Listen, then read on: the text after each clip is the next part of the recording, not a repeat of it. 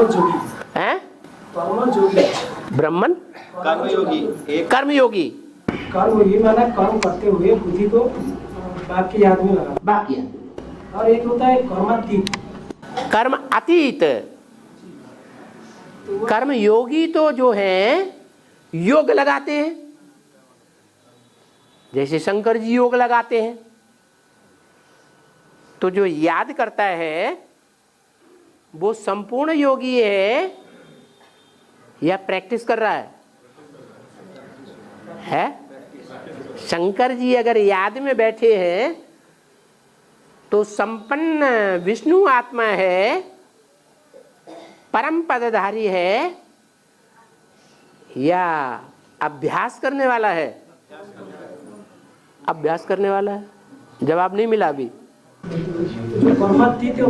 कर्मातीत का मतलब है जब संपन्न हो जाए, योग के पुरुषार्थ में, ज्ञान के पुरुषार्थ में, धारणाओं के पुरुषार्थ में, सेवा के पुरुषार्थ में संपन्न हो जाए, तब कर्मातीत। कर्म करता रहे क्या, लेकिन योग की ऐसी 100% स्टेज है कि एक सेकंड भी योग भ्रष्ट न हो। मन बुद्धि जो है वो याद से नीचे न गिरे। जिसके लिए गीता में बोला है ना आत्मानम अवसादयेत्।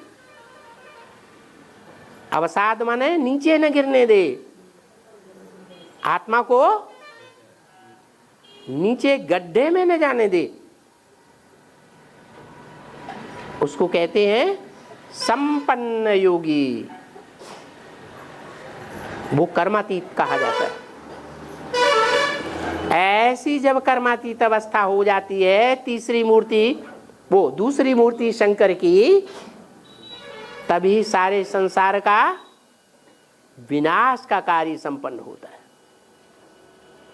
जैसे गीता में लिखा हुआ है, जो योगनिष्ठ है वो सारे संसार की भी हत्या कर दे तो भी उसके ऊपर कोई पाप नहीं लगता है। बाबा ने भी बोला है, मैं विनाश ऐसे के द्वारा कराता हूं जिस पर कोई पाप न लगे।